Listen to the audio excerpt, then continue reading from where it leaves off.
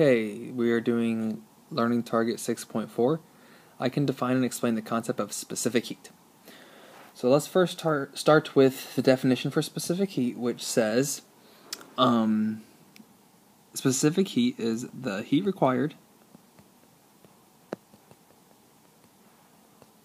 to raise the temperature of 1 gram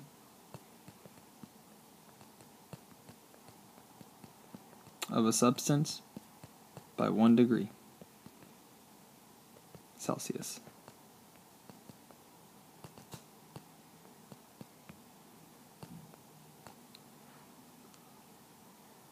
Let me get a different color. So the heat required to raise the temperature of 1 gram of a substance by 1 degree.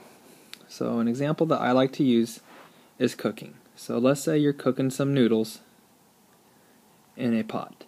So here's our pot with our water, and we're about to put the noodles in. Okay? As soon as we put the noodles in, we start to stir it. But what kind of spoon do we usually use? Usually we will use a wooden or a plastic spoon, while our pan is made out of metal. Okay? Have you ever wondered why usually the handles and the spoons that we use are made out of plastic or wood, and the pan is made out of metal? Well, it all has to do back with specific heat. Okay? When you put the pan on the stove, the pan heats up quickly.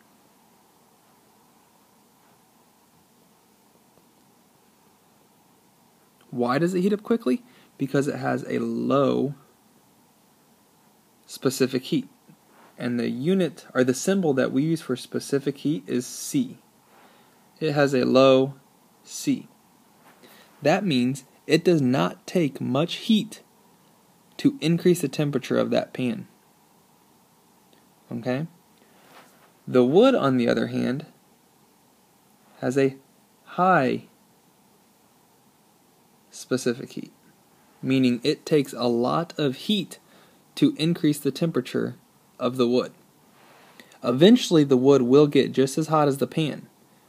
However, it's going to take a lot longer because the wood can absorb more energy. Okay? So what that also means is if you have a piece of wood and a piece of metal at the same temperature, the wood has more energy in it. So that means you could hold on to the wood and it would transfer more of its heat to an object. Okay? A good example of this is living by the ocean. We all live pretty close to the ocean, and that's why California has such a good climate. Water has a pretty high specific heat. Right during the winter, when you're living by the ocean, the weather stays pretty warm. And that's because the water isn't getting as cold as quickly as the air. It is holding some heat because it has a high specific heat, and it takes a long time for it to cool off. Therefore, our winters are pretty warm. In the summer, when it's hot outside, the ocean is pretty cool. It takes a long time for the ocean to warm back up because it can absorb a lot of heat because it has a high specific heat. That is why our summers are cooler than other areas in the country, because we live so close to the ocean and the cold breeze is blowing onto the land. It all has to do with specific heat, which is the amount of heat that something can absorb before it increases or decreases temperature. The individual example here asks you to describe the relationship between specific heat capacity and temperature change. So I'm going to pause the video here, or I would like you to pause the video here, try this on your own, and then resume the video and check your answer. Okay, so below you will see my answer to this question. So my answer says specific heat capacity is related to temperature change. A substance with a high specific heat capacity requires more heat to increase its temperature than a substance with a smaller specific heat. So let's break down that last sentence. It's a long one, there's a lot of information in it. So what I'm saying is a substance with a high specific heat capacity requires more heat to increase its temperature than a substance with a smaller specific heat capacity. So what that means is, so by the way, the unit that we use for specific heat, or the symbol we use for specific heat, is C.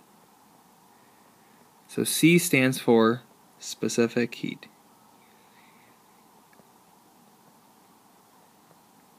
Okay?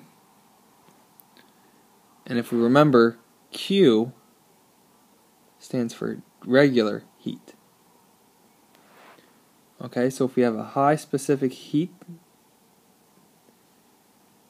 that means we need a higher Q so that we can increase our temperature.